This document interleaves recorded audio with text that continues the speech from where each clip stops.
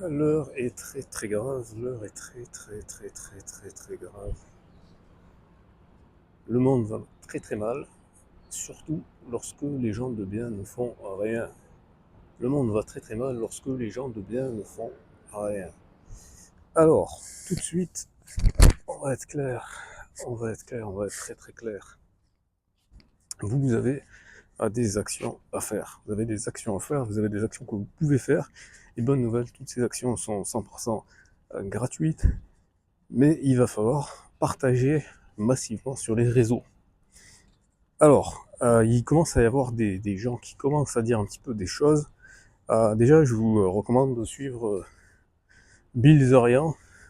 Je vous mettrai des liens dans la description. C'est un Américain d'origine arménienne qui commence à dire les termes. Et c'est pas le seul. Et il faut comme ça embrayer. Euh, Regarder massivement et relayer massivement. Je vais vous donner un certain nombre de ressources pour pouvoir dire les termes, pour pouvoir arrêter de parler chinois. D'accord?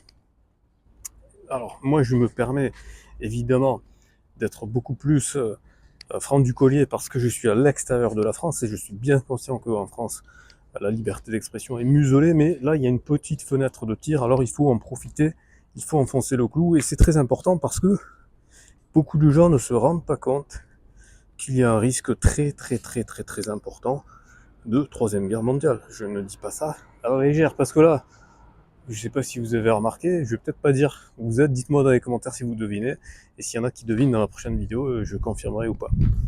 Mais je suis très loin de la France, et je suis très loin du théâtre des opérations, et même si la troisième guerre mondiale se déclenchait maintenant, ben moi je serais quand même bien tranquille, bien protégé à l'endroit où je suis. Donc, si j'étais un pur égoïste, etc., qui pense qu'à sa gueule, je ne ferais pas cette vidéo, je ne la partagerai pas, et je ne vous donnerai pas les ressources pour vous aider à partager et diffuser l'information. Parce que contrairement à ce que beaucoup de gens pourraient penser, à l'heure d'aujourd'hui, en France, je parle précisément en France, parce que c'est en Occident en général, mais particulièrement en France. La France est probablement le pays où c'est le plus difficile, même s'il commence à y avoir de timides changements. Mais récemment, je voyais une vidéo sur YouTube d'un extrait de LCI où le journaliste Darius Rochebin, je crois qu'il s'appelait, je ne sais plus comment il s'appelle, mais ce mec-là est extrêmement dangereux. Et un va-t-en-guerre permanent BHL qui se permet de critiquer le dernier homme d'État actuellement audible qui tient un discours rationnel, un discours qui honore la France, parce que la France a perdu son honneur depuis très longtemps. C'est évidemment Dominique de Villepin qui est lâchement attaqué, avec des attaques malicieuses, fallacieuses, avec toujours ce même taser idéologique, vous le connaissez, un lentille, voilà, vous savez de quoi ça, ça retourne. Il faut arrêter avec ça, il faut arrêter d'avoir peur avec ça, il faut dire les termes. Et je vais vous donner tout un tas de ressources de gens qui sont juifs. Et c'est important, pourquoi? Parce que comme ça, vous pouvez plus vous faire accuser de je ne sais pas quoi. Parce que moi, ce que je vous dis, c'est ne prenez pas des risques inutiles. Je sais que c'est dangereux de parler en France. Donc, citez. Voilà. Vous citez des faits. Lorsque vous citez des faits, on peut rien vous dire. C'est citer des faits. Première chose, et c'est déjà sur YouTube, vous allez sur la chaîne de France Inter. Et vous allez récupérer l'histoire d'Israël et de la Palestine par Vincent Lemire. Vincent Lemire, notamment, qui explique très explicitement que au moment de la création, parce que en fait, le truc qu'il y a, c'est qu'il y a une mauvaise tendance qui est en train de se passer. C'est-à-dire qu'il y a des gens qui se focalisent sur Bibi Netanyahou, qui croient que on va le diaboliser, ils veulent essayer de le charger, etc. C'est une très mauvaise interprétation de la situation parce que, en fait, le problème, il est consubstantiel à la création de l'État. Et oui, c'est au début qu'il y a eu le problème. Et justement, le fait que ce soit une crise internationale, c'est l'opportunité de régler le problème à la racine. Le problème vient de la racine. Tous les gens qui vous disent la solution à deux États, ce n'est pas une solution. Ce n'est pas une solution. Les gens qui disent ça, ce sont des gens, alors soit ils sont sincères parce qu'ils n'ont pas étudié la question, d'accord? Ça, ça peut se comprendre. Ça peut se comprendre quand on regarde les choses de façon très très très superficielle, qu'on n'a pas creusé, etc. De se dire, bah oui, après tout, il y a un problème entre deux camps. Bon, ben voilà, on coupe la poire en deux, etc. Sauf que non.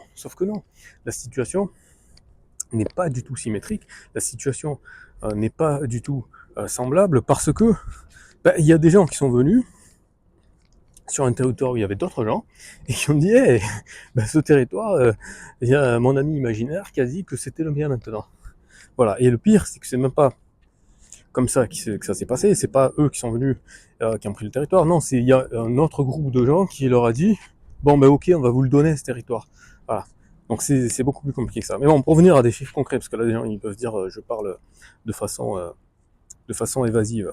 Bah, de façon concrète, en 1947, c'est-à-dire un an avant la promulgation de l'État d'Israël, eh bien, il y avait...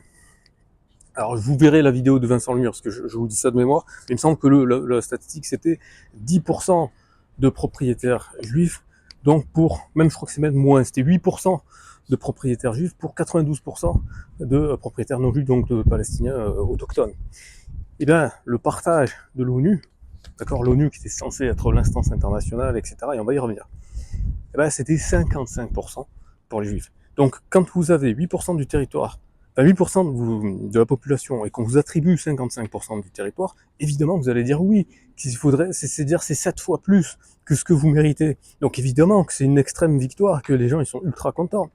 Et même ça, vous allez voir, même ça, y en a qui rechignaient, etc. Et donc évidemment, de l'autre côté, si vous êtes 92% de la population et qu'on vous donne seulement, c'est même pas qu'on vous donne en plus, c'est vous qui habitez là. On vous spoil 55, pas spoil de l'anglais, spoiler, spoliation, d'accord, c'est-à-dire le vol, littéralement, le vol du territoire à 55%. On vous vole 55% de votre territoire et on vous demande de signer. Mais évidemment que personne va signer. Et encore une fois, prenez l'extrait où c'est Vincent Lemire qui le dit. Il le dit, c'est juste pas possible. C'est juste pas possible. D'accord?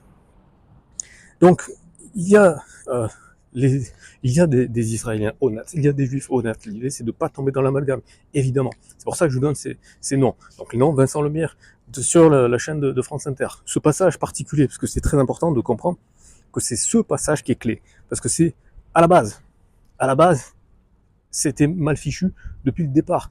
Donc quand il y a une crise avec potentiellement une troisième guerre mondiale, et pourquoi potentiellement une troisième guerre mondiale? Parce que Israël a l'arme atomique, parce que Israël veut s'attaquer à l'Iran qui a peut-être l'arme atomique ou les moyens de le faire, parce que l'Iran est allié avec la Russie et la Chine, parce qu'il y a toujours en cours le conflit en Ukraine, d'accord?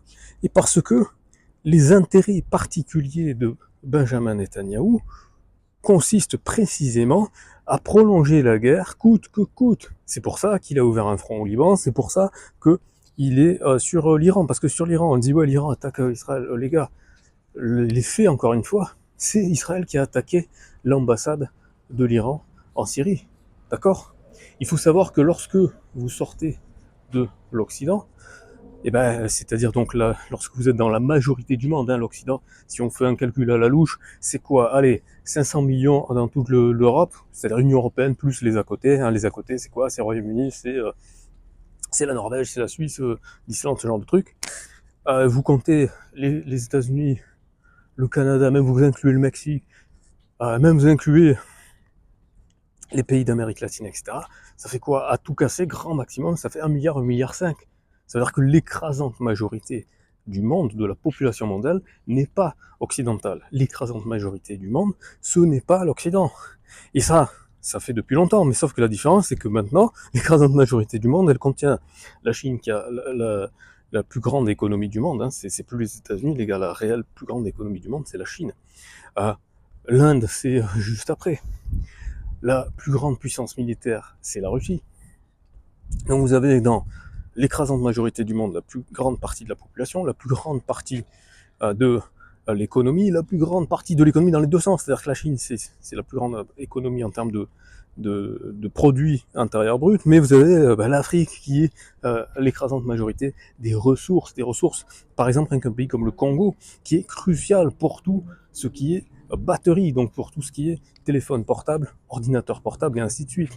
Si, pour X ou Y raison, le Congo, protégé par la Russie et la Chine, décide de fermer le robinet aux Occidentaux, ça veut dire plus de batterie de téléphone portable, plus de batterie d'ordinateur portable. Imaginez l'état de l'économie, des économies occidentales si ça, on se retrouvait dans une situation comme ça. Donc ça peut partir très violemment. L'Occident n'est plus du tout en situation de faire le cow-boy, de jouer au chef de la planète. Et ça, il y a de plus en plus de gens qui le savent. il y a de plus en plus de gens qui le savent. Dès que vous sortez d'Occident, c'est plus la même limonade. Le fait que Israël, qui est un pays qui a été créé par l'ONU, avec en plus, comme je viens de vous le rappeler, des chiffres qui sont ahurissants à tel point que ça a été une arnaque sans précédent vis-à-vis des peuples autochtones, d'accord? C'est une spoliation de territoire. Ce même État qui donc a eu les faveurs, mais d'une façon qui est sans précédent, c'est une injustice absolue. Et encore une fois, je l'ai dit clairement, si vous étiez juif à ce moment-là, évidemment que vous auriez signé, sauté à pieds joints sur ce pacte qu'on vous proposait, puisque c'était éminemment favorable. Donc je jette pas la pierre sur ce qui s'est passé, je dis que ça a été injuste et qu'il faut que ça soit rectifié, parce qu'à l'époque, c'était censé être la communauté internationale, sauf qu'à cette époque-là, il y avait encore les colonies. Israël est un État colonial. Israël est le fruit de la colonisation. D'accord? Donc, en 2024, ce n'est plus du tout la même situation. En 2024, les anciennes colonies se sont émancipées, les anciennes colonies ont le pouvoir démographique, économique et même dans certains cas militaire.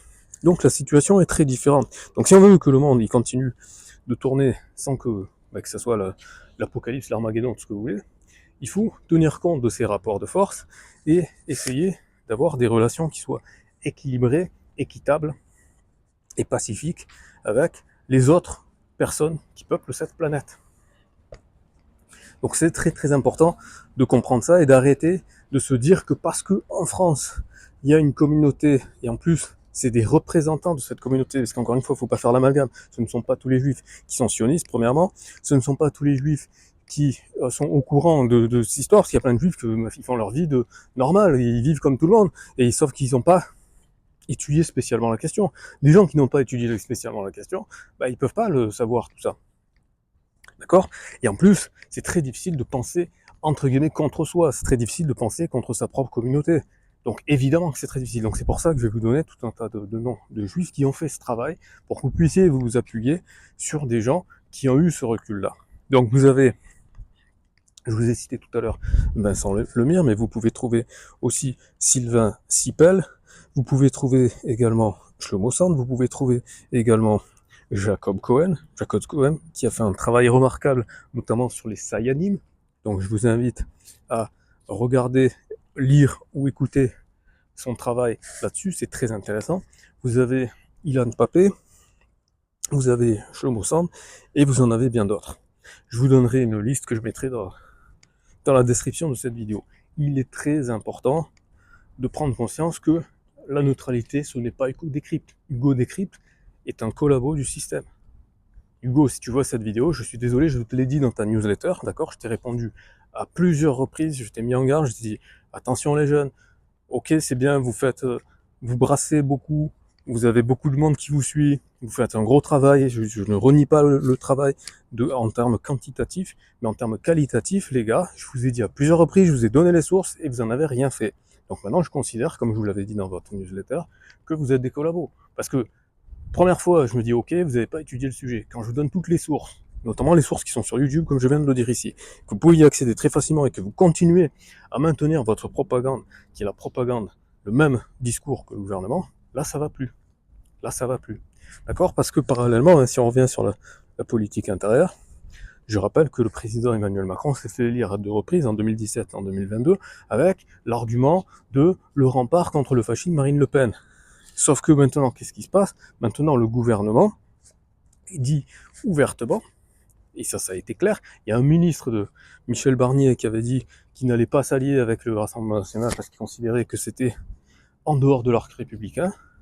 Marine Le Pen a fait une sortie médiatique, et après, ce ministre-là s'est fait taper sur les doigts par Michel Barnier.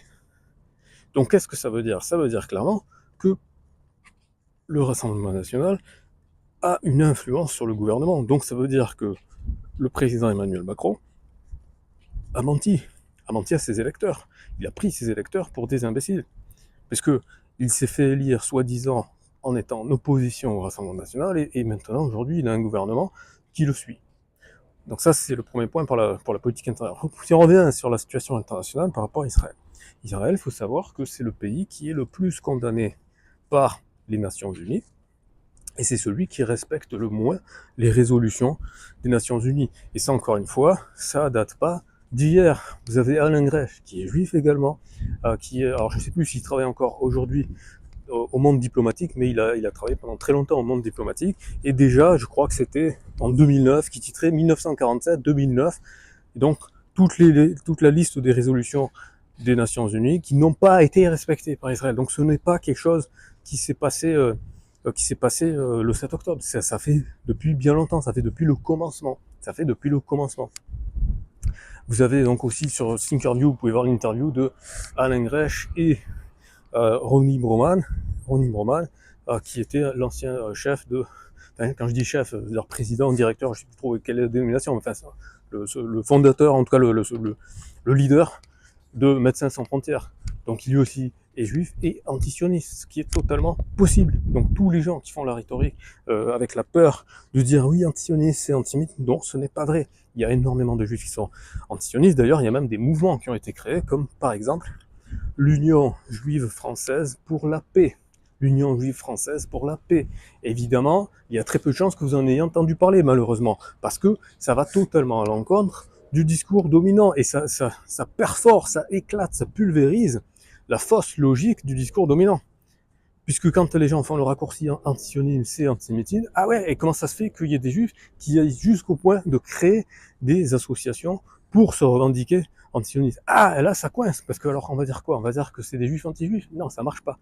Donc c'est pour ça que je vous donne tous ces noms-là, parce qu'aussi ces gens-là, malheureusement, ne sont pas attendus. Vous pouvez trouver l'UJFP, vous pouvez trouver des vidéos qui datent d'il y a 10 ans, où ils tiennent le même discours que maintenant, où ils disent la même chose sur les dangers de cet État criminel. L'État d'Israël est un État criminel, c'est un État dangereux, c'est un État fasciste, c'est un État raciste, c'est un État qui est au même titre que l'Allemagne nazie ou le Japon de la Seconde Guerre mondiale. Je suis désolé, lorsque dans le gouvernement il y a des gens suprémacistes qui considèrent que les non-juifs sont des sous-humains, qui considèrent que les Palestiniens sont des animaux, c'est la même rhétorique, c'est pareil. C'est pas parce que éventuellement leurs ancêtres, et encore c'est même pas vrai, parce que les descendants de l'Holocauste sont pas forcément très bien vus par les sionistes et sont pas forcément sionistes non plus. Voilà. Donc après, il y en a beaucoup qui vont vous dire que voilà, suite au 7 octobre, il y a eu des modifications. Oui, parce qu'au 7 octobre aussi, il y a eu beaucoup de mensonges. Il y a eu beaucoup de mensonges. Il y a des documentaires qui ont été faits, notamment par Al Jazeera, par des journalistes occidentaux, d'accord? Donc c'est pas des soutiens ou je sais pas quoi, non, non, c'est des journalistes qui ont fait leur travail. Pareil, je vous mettrai les liens dans la description. Donc il y a eu énormément de propagande qui a été faite. Il y a un Palestinien que je mettrai le lien dans la description. Alors moi je vous le dis très honnêtement parce que moi-même j'ai un peu du mal à regarder ces vidéos dans le sens où il est un peu, alors voilà, je vais pas juger encore une fois les gens, calmez-vous. Vous faites votre vie comme vous voulez, votre orientation sexuelle, tous ces trucs-là, ça ne me regarde pas. Moi, je considère que ces trucs-là, on ne devrait pas l'afficher ou quoi que ce soit. Chacun fait ce qu'il veut dans la chambre à coucher. Mais voilà, mais je vous précise ça parce que ce mec-là, je sais pas, moi je l'avais vu, il se mettait un peu du vernis sur les ongles, etc. Et donc ça m'avait pas mal rebuté parce que je trouvais ça un peu voilà, désolé, c'est pas un jugement. On a le droit d'aimer ou pas aimer. On a le droit de trouver que des choses soient moches et que d'autres personnes trouvent ça joli, d'accord? Voilà. Bon, moi je trouvais que c'était un peu répugnant, donc ça m'avait un peu freiné. Mais comme l'algorithme de YouTube m'avait plusieurs fois recommandé cette vidéo par rapport au contenu de la vidéo, j'ai pu faire le pas d'aller au-delà de son apparence physique. D'ailleurs, je trouve que dans les dernières vidéos, il a fait attention à moins mettre en avant ce côté, je sais pas d'ailleurs quel est le nom pour ce truc-là. Enfin bref, de se présenter plus en mode homme normal, voilà, si je puis dire.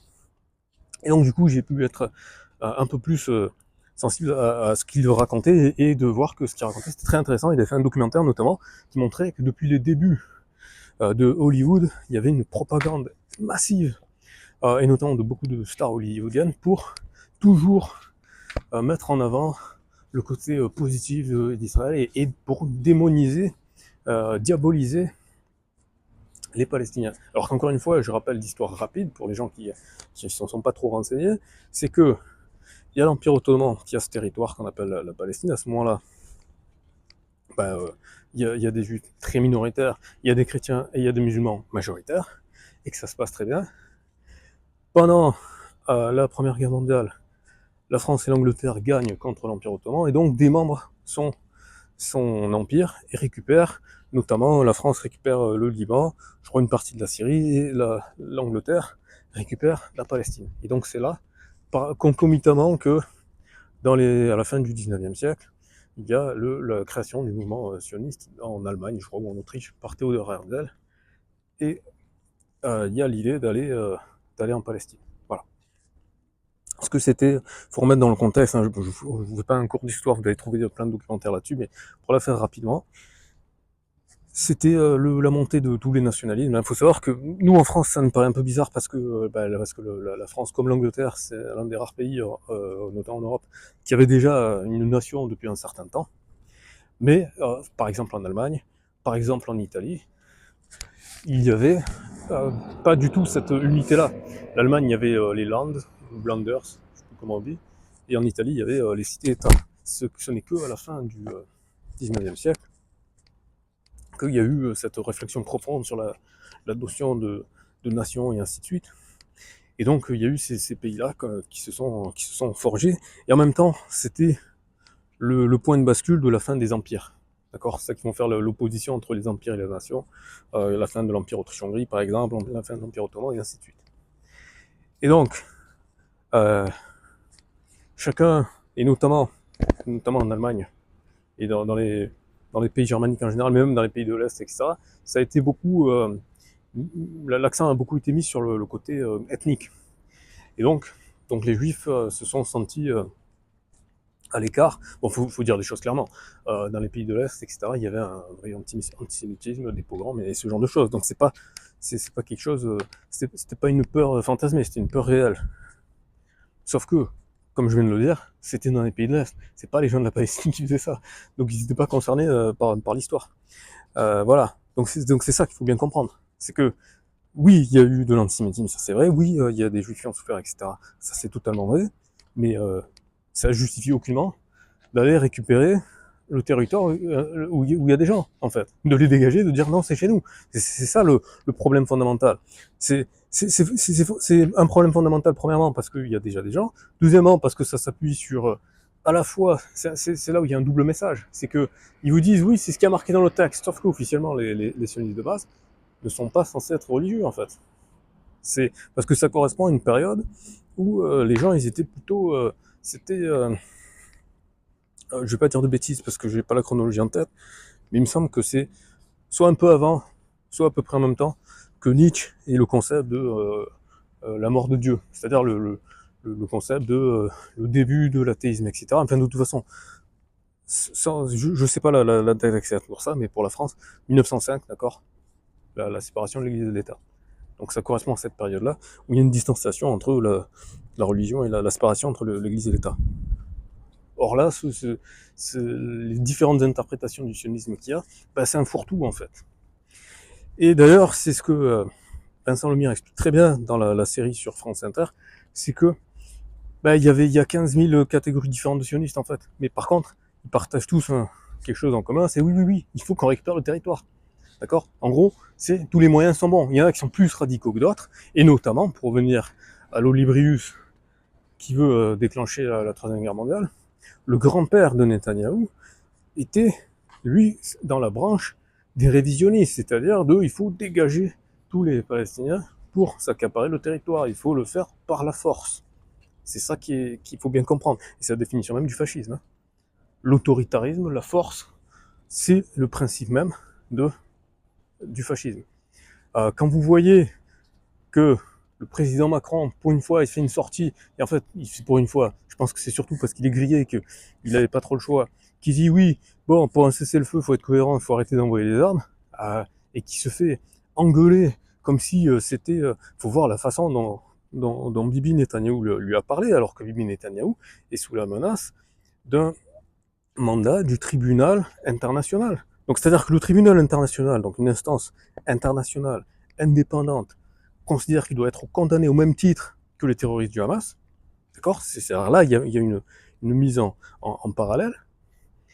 Et ce gars-là, il se balade tranquille au calme, il est invité pour les JO et ainsi de suite, et non content que les gens lui ont donné des armes et compagnie, et qu'ils lui donnent de l'argent, parce qu'il faut voir tout l'argent que les États-Unis ont donné pendant toutes ces années, il se permet en plus de les critiquer, de dire oui, ben, on le fera sans vous, et ainsi de suite. Je rappelle également qu'il a critiqué et accusé même carrément l'instance internationale, l'ONU, d'être antisémite, qu'il a accusé et qu'il a déclaré que le secrétaire de l'ONU était persona non grata. Mais je veux dire, qui fait ça? Il n'y a aucun pays sur cette planète qui se permet de piétiner à ce point les instances internationales, la première puissance militaire mondiale, les États-Unis, et les autres puissances qui sont tous... Je veux dire, quand il y a eu la première attaque de l'Iran, qui a sauvé les miches d'Israël? C'est la France, c'est le Royaume-Uni, c'est les États-Unis. Donc à un moment donné, si les gens, vous ne vous rendez pas compte que cet État-là est l'État le plus capricieux, le plus dangereux, le plus irrespectueux de la planète, qu'est-ce qu'il vous faut de plus? Qu'est-ce qu'il vous faut de plus? D'accord?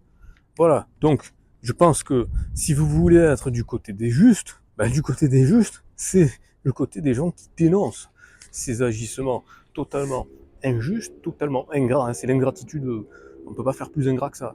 Les mecs, ils ont été gavés de pognon, d'armes, de tout ce que vous voulez, et en plus, ils crachent à la gueule. Non mais, on va où là? On va où? Donc, utilisez les ressources que je vous ai données, partagez massivement. La fenêtre de tir, c'est maintenant. Si les gens ne se rebellent pas maintenant, et encore une fois, ne soyez pas fous, je vous dis simplement de dire des faits, ne commencez pas à insulter, ne commencez pas à faire des dérives ou quoi que ce soit. D'ailleurs, si vous êtes juif, appuyez-vous sur tous les juifs que j'ai cités. Si vous ne l'êtes pas, appuyez-vous aussi sur ces mêmes juifs. D'accord? Et utilisez-les pour sensibiliser vos amis juifs. Parce que si vous êtes juif, je suis désolé de vous le dire, mais vous n'avez pas le choix maintenant, vous devez vous positionner. Vous ne pouvez plus faire comme si c'était moi j'y suis pour rien, vous n'y êtes pour rien. Comme n'importe qui n'y est pour rien. Sauf que, comme je l'ai dit tout à l'heure, le mal se propage lorsque les hommes de bien ne font rien. Donc si vous êtes quelqu'un de bien, vous devez agir. Vous devez prendre la parole, vous devez diffuser l'information. Ça ne peut plus tenir, ça ne doit plus tenir. Parce qu'encore une fois, avec le jeu des alliances, ça peut aller très très vite, ça peut déraper très très vite, et ça peut partir très très très, très vite en Troisième Guerre mondiale. Et après, ce sera vous et moi qui serons envoyés sur le front.